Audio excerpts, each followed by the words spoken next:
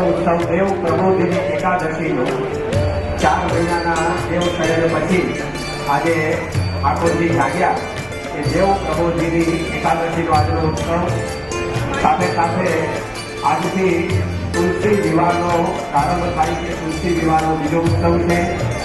સાથે સાથે ઠાકોરજી સમક્ષ સાતમી ભાખરી આજના દિવસે ભરવામાં આવે છે. બીજો ઉત્સવ. ચોથો ઉત્સવ શ્રી ધર્મદેવના જન્મનો છે. પાંચમો ઉત્સવ શ્રીજી મહારાજને રામાનંદ સ્વામીએ દીક્ષા આપી એ પણ આજનો શુભ દિવસ છે. સાથે સાથે રામાનંદ સ્વામીએ શ્રીજી મહારાજને ધર્મધુરા ધારણ કરાવી એ આજના દિવસનો છઠ્ઠો ઉત્સવ.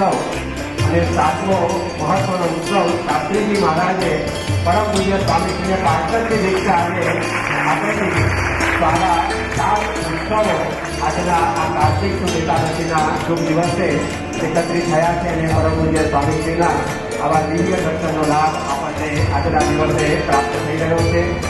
આજે શિકાગોથી આવેલો એ સુંદર કલાત્મક ભાગ પરમ પૂજ્ય સ્વામીજીના કમળોમાં પૂજ્ય મહાની સ્વામી અર્પણ કરશે અને આપણા સૌની ભક્તિ આજે સ્વામીજીના પાર્ષદની દીક્ષા લઈને પરમ પૂજ્ય સ્વામીજીના કમળો સુધી પહોંચાડશે.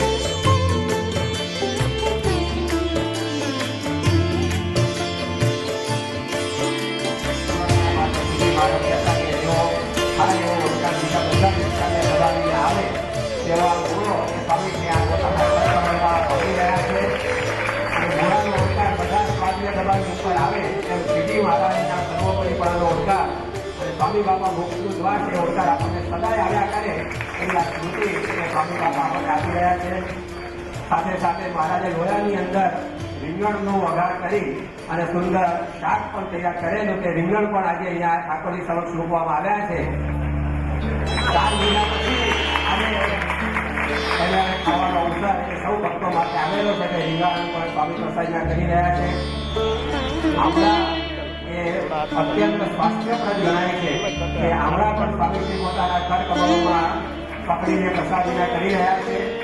આમળા દ્વારા આપણા સ્વાસ્થ્યની રક્ષા બહુ વરસ થાય એવા આશીર્વાદ સ્વામીજી પોતે આજે આપી રહ્યા છે.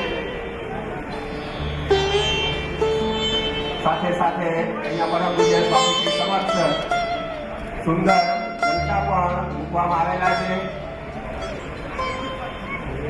ગલકાના ભજીયા પીપલગના ગાયકા કાપડા વિસ્તાર હરિભક્ત એમને પરમ પૂજ્ય સ્વામીશ્રીએ સામેથી પણ ઘણી વાર જમાડ્યા છે તેવા ગલકાને પણ સ્વામીશ્રી આજે પ્રસાદીભૂત કરી રહ્યા છે.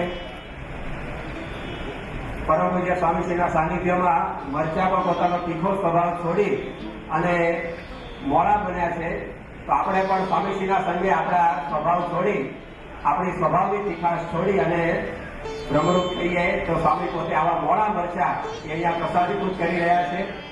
સપ્તપુરુષના સાનિધ્યમાં બધાના સ્વભાવ કરી જતા છે. શાકભાજી હતા એના સ્વભાવ કરી ગયા.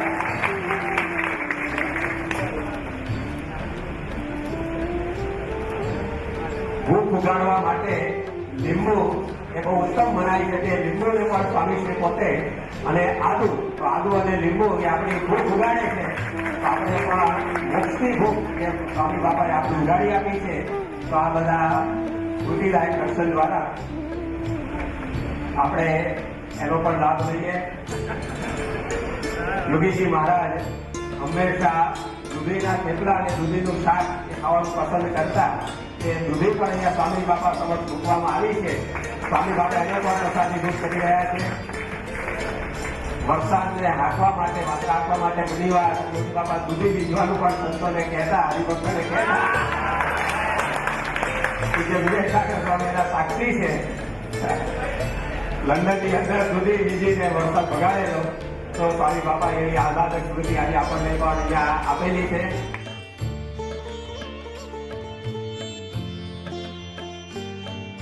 ગાજર પણ સુરા ગાજર કહેતા ગાજરના મારા વેરી પણ આપણા માટે તો બહુ સ્મૃતિદાયક થઈ ગયા કે બાપાએ હાથમાં પકડ્યા છે. તો એ ગાજર પણ સ્વામીશ્રી પ્રસાદના કરી રહ્યા છે. બધામાં ભળી જાય એવો સ્વભાવ બટાકાનો હોય છે. દરેક શાકની અંદર ભળે એમ આપણે પણ સ્વામી બાપાના સંગે જ્યાં જઈએ ત્યાં સત્સંગની અંદર એકરસ થઈ જઈએ, ભળી જઈએ એવો સ્વભાવ એ આપણે હંમેશા રાખીએ કે સ્વામીશ્રી પોતે તો પ્રકૃતિ પૂજ્ય વિવેકાનંદ સ્વામી જે કહે છે તો બટાકા જેવી દરેક સાથે હળી મળીને ભળી જવાની પ્રકૃતિ એ આ બટાકા શીખવાડે છે.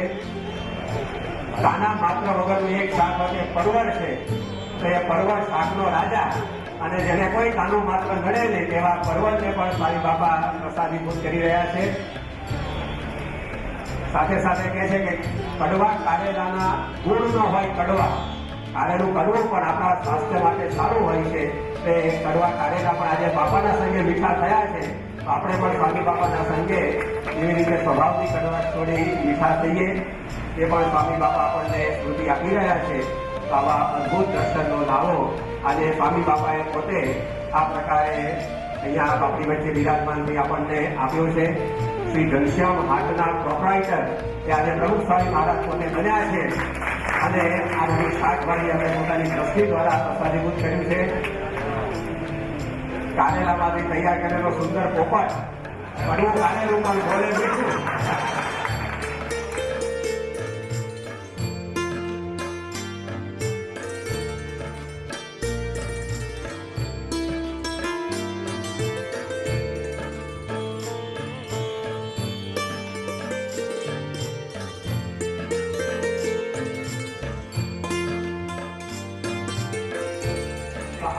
હરિકૃષ્ણ મહારાજ આજે સ્વામી બાપાના સાક્ષાત પોતે કાકની હાથ માંડી અને બિરાજમાન થયા છે.